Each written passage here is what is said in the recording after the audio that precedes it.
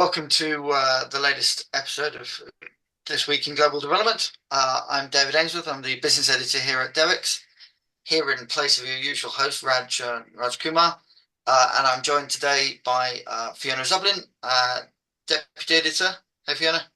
Hello. And I'm joined by Vince Chadwick, our Brussels correspondent. Hello. Hey. Right. Okay. So let's dive straight into it. Right. Let's kick off with basically the we've been talking about hunger for the last week or so. That's really dominated the news. But whilst that's been going on in the background here in Europe, there have been cuts, and more cuts. Basically, Vince, do you want to talk us through what we've learned in the last few days about what's happening in the EU and what's happening in France?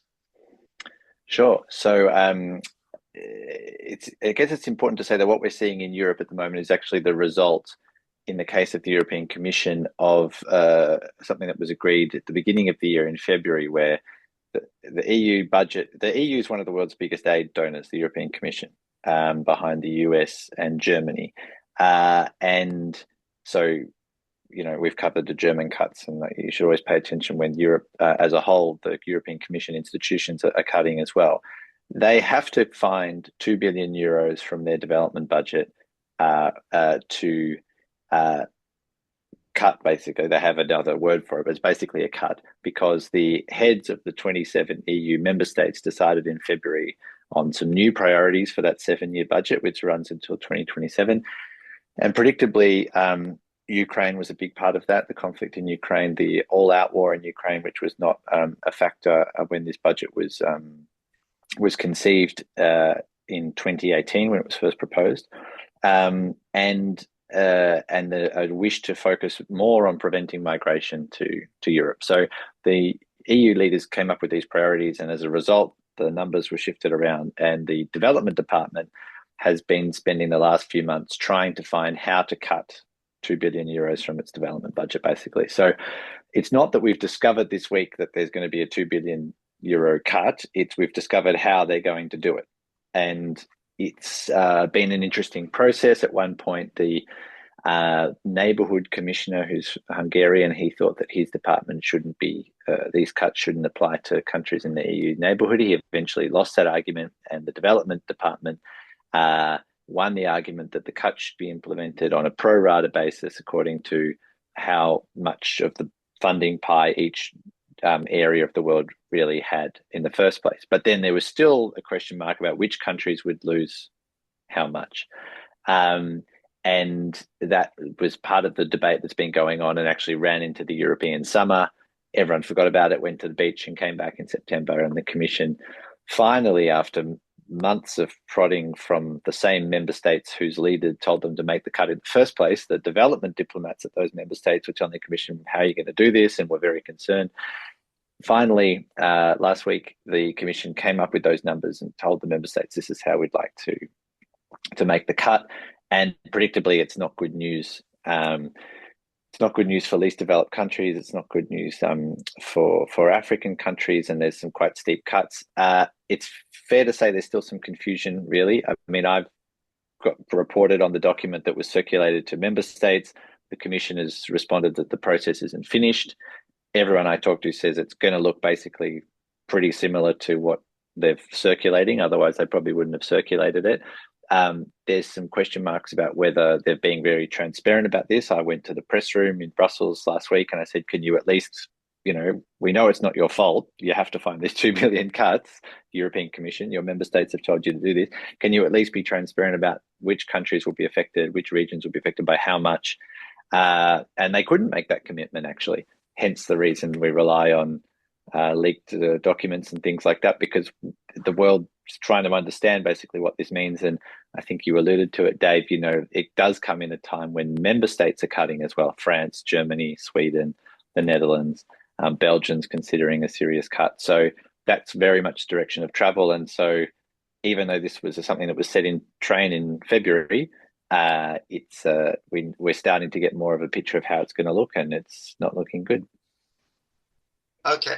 let's talk a little bit. Fiona, can you talk to us a little bit about what's happening in France as well, just so that we've got the whole picture, and then let's chat about what these mean, why the cuts. Yeah, absolutely. Well, I mean, up until not that long ago, this particular French administration was sort of seen as championing aid. The aid budget had gone up under Macron, and he'd spoken about it. And now this is, I believe, the third major cut in 2 years of the French aid budget. It'll be about €1 billion cut to the aid budget next year. That's just according to the initial budget. But uh, that's a lot of cuts in 2 years. And the government in general is having a bit of a difficult time. There's been quite a lot of chaos since the snap election was called this summer. Um, and they've only just managed to sort of approve a prime minister who finally took over 2 weeks ago. And that alliance is already is seeing some threats from the left as well. So it's pretty chaotic in the government at the moment. And this is not necessarily the priority of a lot of people in government. Um, but also Michel Barnier, who's the new prime minister, he's will be known to British listeners as the guy who was negotiating much of Brexit.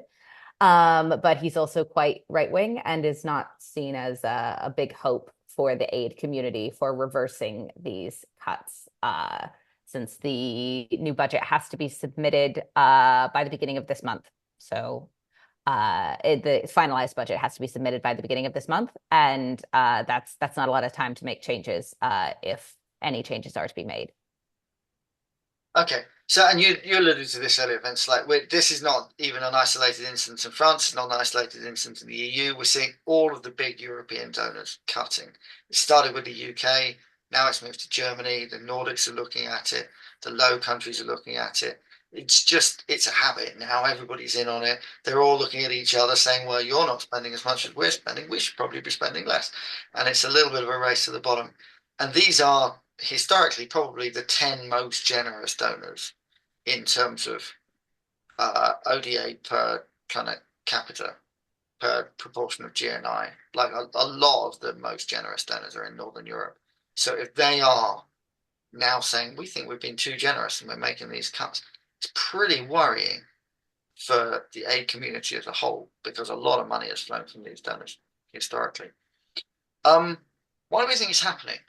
What do you think is going on? What's motivating this kind of widespread behavior all over Europe? I mean, I don't think we can generalize across countries, right? So France has a Macron, as Fiona said, has always kind of championed development, although NGOs would say he hasn't always backed up that rhetoric. But he has, passed a law which tried to set France on a trajectory to getting to 0.7, and I think they were down as low as 0.3 or zero point 0.4 under Hollande. But now they've got a significant budget deficit, and the people who work day to day in French administration and French aid would say, well, and have told us we have to make an effort just like every other department has to make an effort. That's different from, say, a Sweden or a Netherlands, which the far right have come in, and as we all know, aid is a favourite target for far right parties. And so it's a ideological statement that they're going to slash the aid budget. In the case of the commission that I was talking about in Brussels, it's an amalgam of all of that tied in with this kind of migration focus. So you can't always generalize across. There's no one reason it's happening. And I think that the question now is, especially, I mean, we have to look at what's coming up. There's the replenishment of IDA, the World Bank, there's the Global Fund, there's Gavi, there's other, significant efforts now that are going to be looking for more money from these funders in the next couple of years who are actually going the other direction, who are cutting, right? So I think the debate might shift or should shift, or perhaps already is, to, well, where is the money going to come from? Are there other areas we can look at tapping to get the resources going into aid budgets, because the typical government coffers, for the various reasons we're discussing, are no longer up to the job. Yeah. Fiona, do you have any thoughts on that? Anything you'd add to that?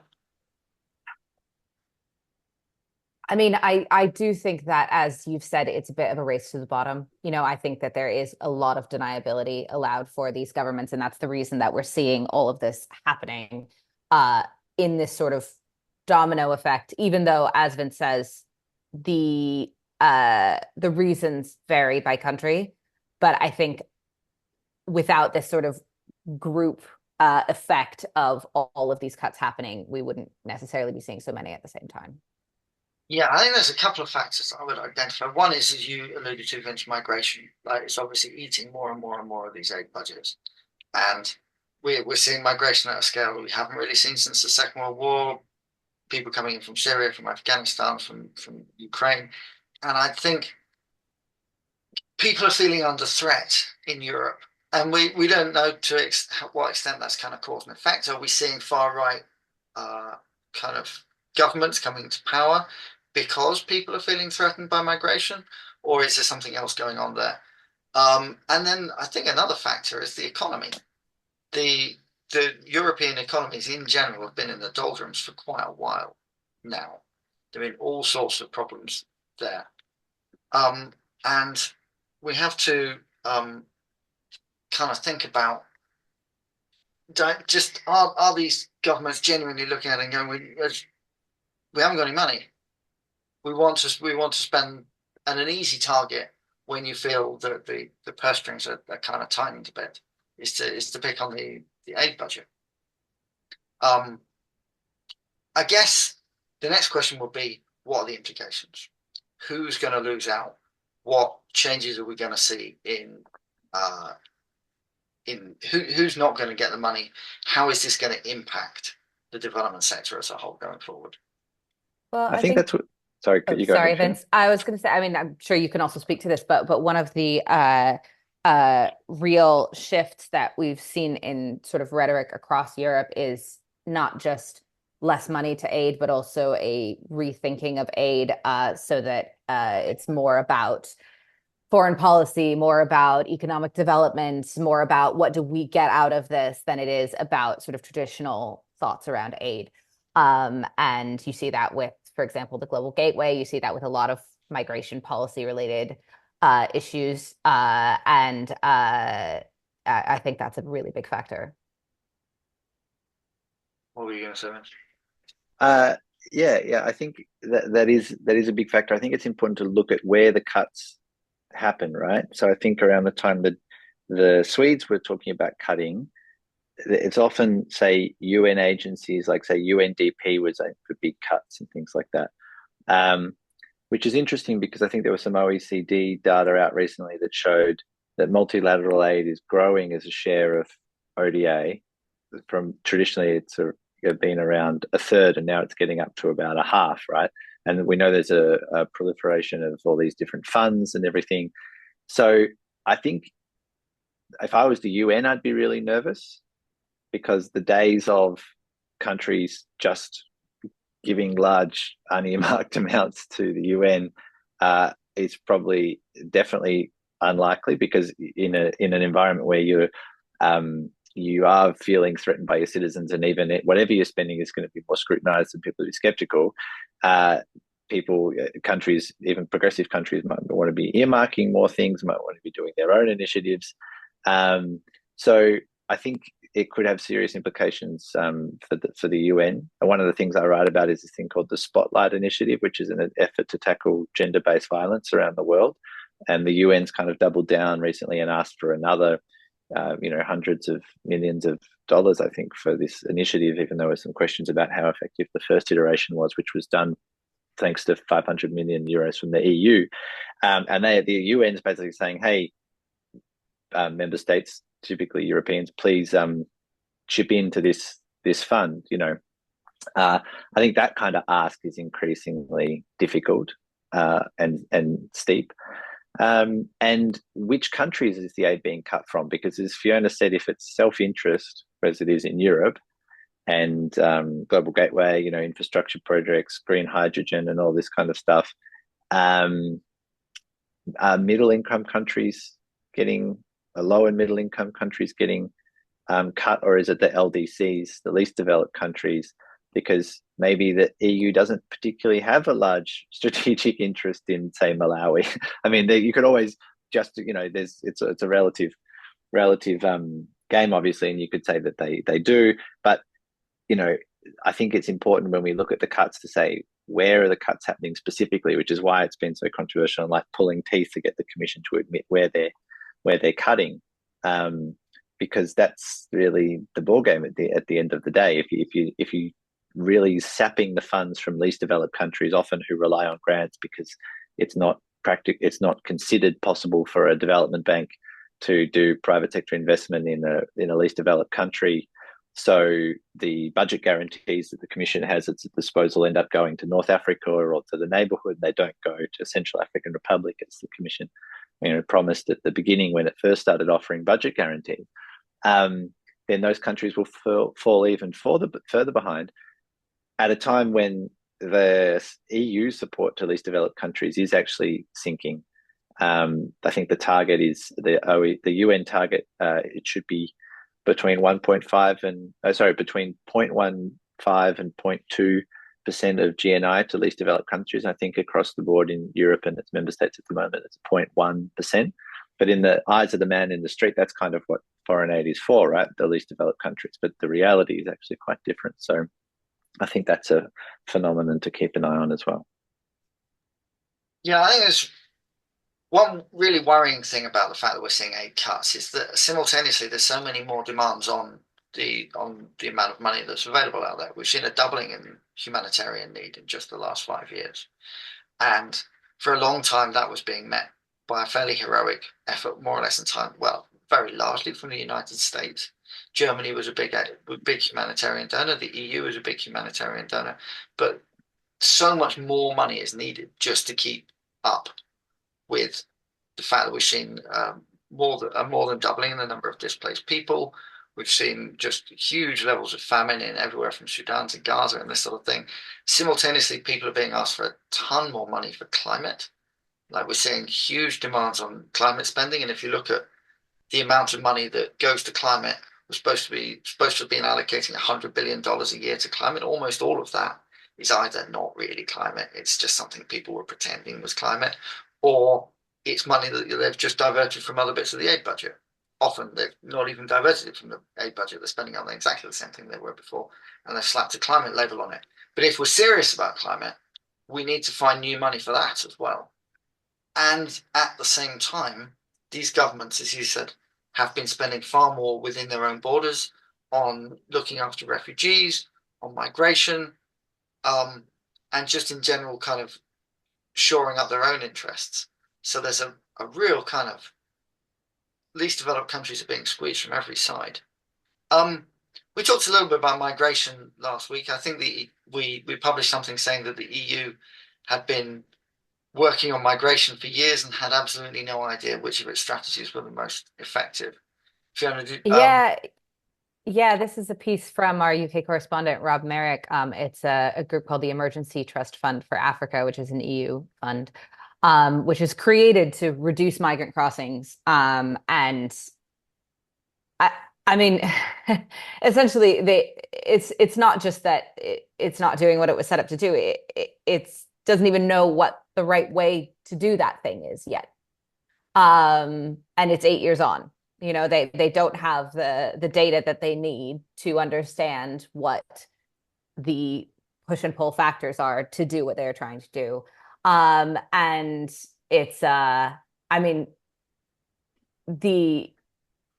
you just mentioned the spending of lots of domestic funds on refugees within borders, but I mean, the UK is absolutely the worst offender here, but is just raiding its aid budget to do that. So to host refugees inside of its country, which technically is sort of legal. But of course, the UK is spending, I believe we reported last week, 150% more than any other country on hosting refugees within its borders, partly because the system's just so disorganized, Mm-hmm. Yeah, here in the United Kingdom, we've really kind of created a new low when it comes to mendaciousness in kind of repurpose aid Well, I for wasn't going to say it, but you can say it. it's my government, and I have to say I'm pretty ashamed of the way that we've gone about providing aid in the last few years. Not even the enormous cuts to the bottom line, but the the cynicism with which the UK government has gone about saying we're going to do everything that's technically allowed rather than anything that's kind of right and proper is troubling. And I think a lot of us were hopeful that under Labour we would see a shift in direction. And I think we are still hopeful that we might, but they've certainly not responded with anything like the alacrity that the development sector was hoping for. They've continued to kind of waffle and warble. And to be honest, they've got more serious problems in their own minds to think about than they have kind of sorting out the refugee budget. They did have a special mention for the fact that they were really surprised by the amount that we were spending on asylum seekers. They hadn't known about this before they got into office, and they were very surprised. And I did think to myself, should have read Devex, shouldn't you? We told you about it. We're going to have to wrap this up in just a moment, Vince. I wondered if you had any last thoughts on kind of the situation with the migrant crisis and kind of how that's affected. Well, the EU Trust Fund for Africa is interesting because I remember covering that when it was launched, I think in 2016 at the Valletta Summit.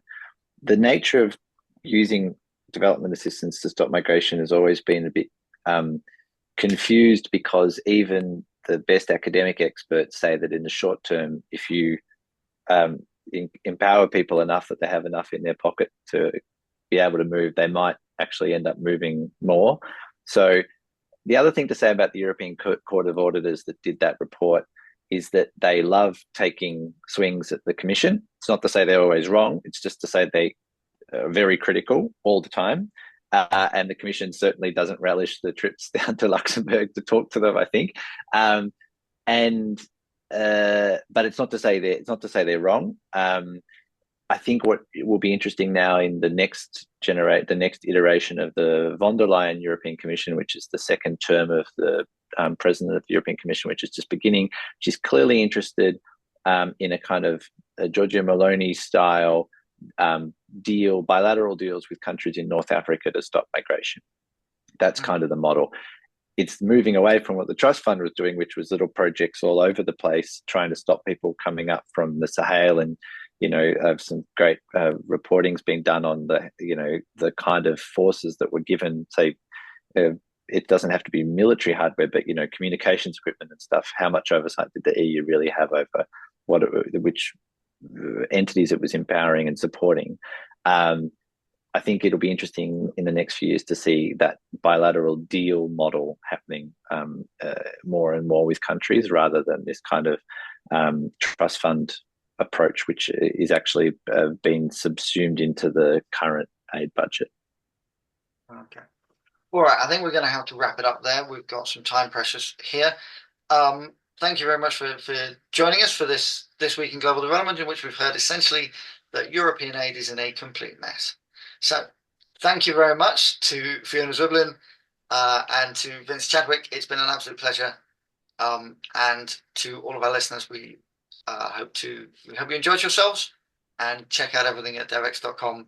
Sign up to our newsletter, find out more. Thanks very much. Take care. Cheers.